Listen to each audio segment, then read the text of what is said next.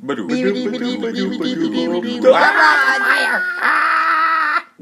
to Brick or Bounty.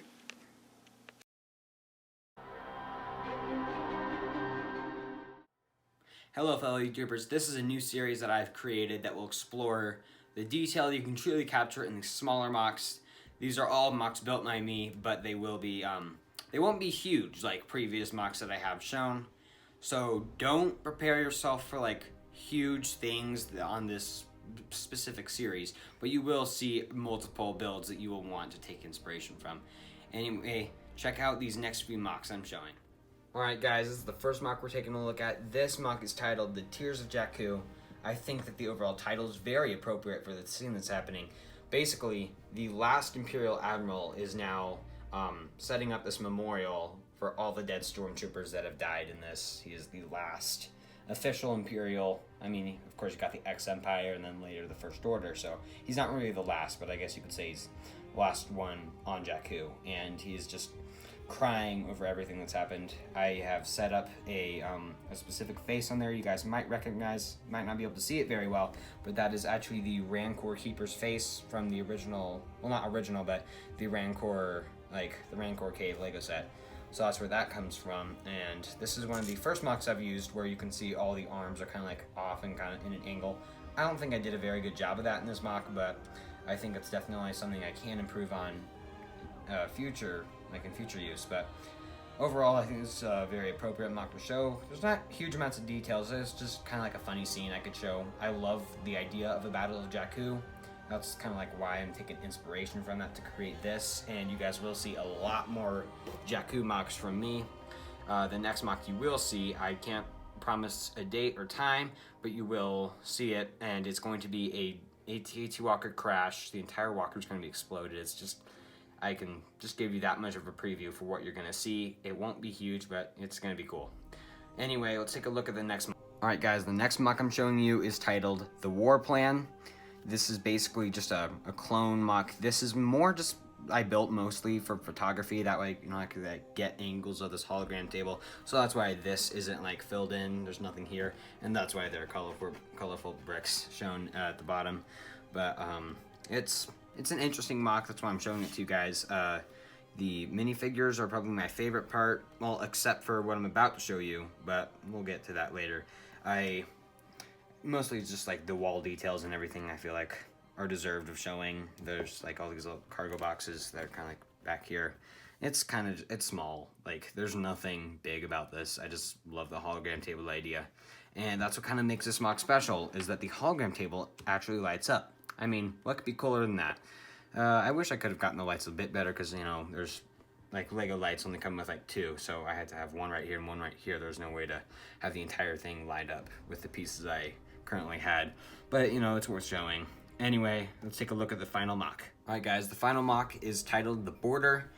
The overall story of this is that the First Order has invaded this planet, and then this border runs across the entire planet.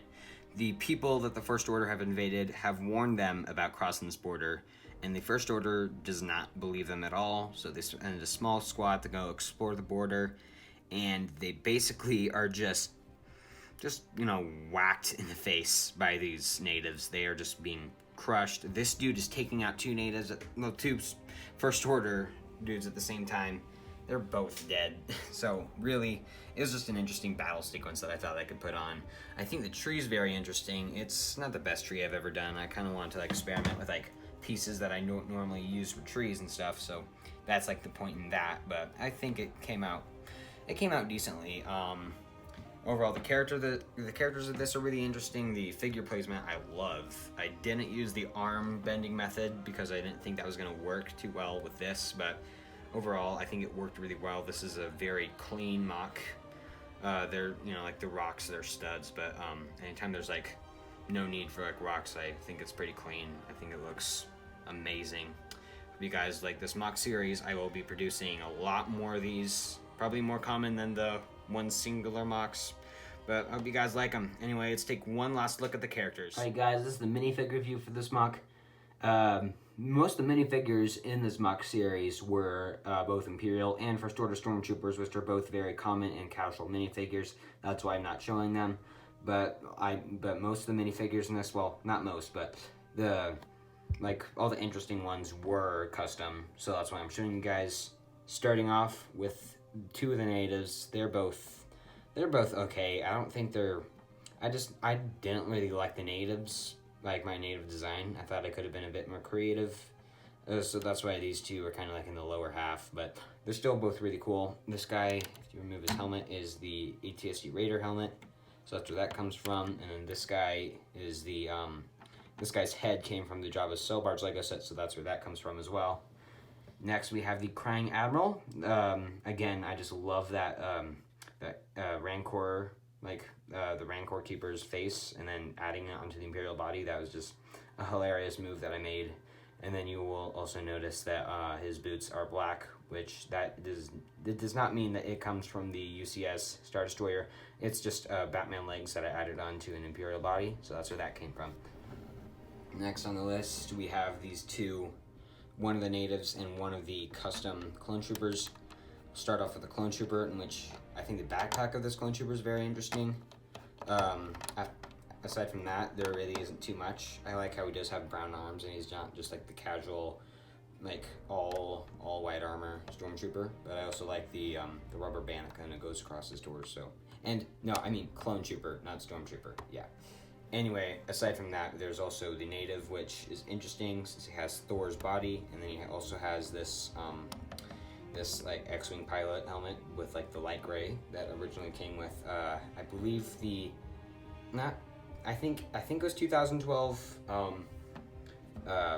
Millennium Falcon. I may have been a couple years earlier, it may have been more like 2010, but that's where that came from. And then he also has two weapons that I think is interesting. He has like, you know, the casual sword, and then he also has the Wonder Woman lasso. So that's just like a funny element that I added. Next on the list, we have and one of the natives. This is a guy that's just so interesting. I love how he has that mask that just goes across his face. That is the Resistance ground crew face. So that's where that came from. And he has like that black helmet, and then he's just a really cool dude, especially when you like see his like weapon. That's just, I think, really creative and well done.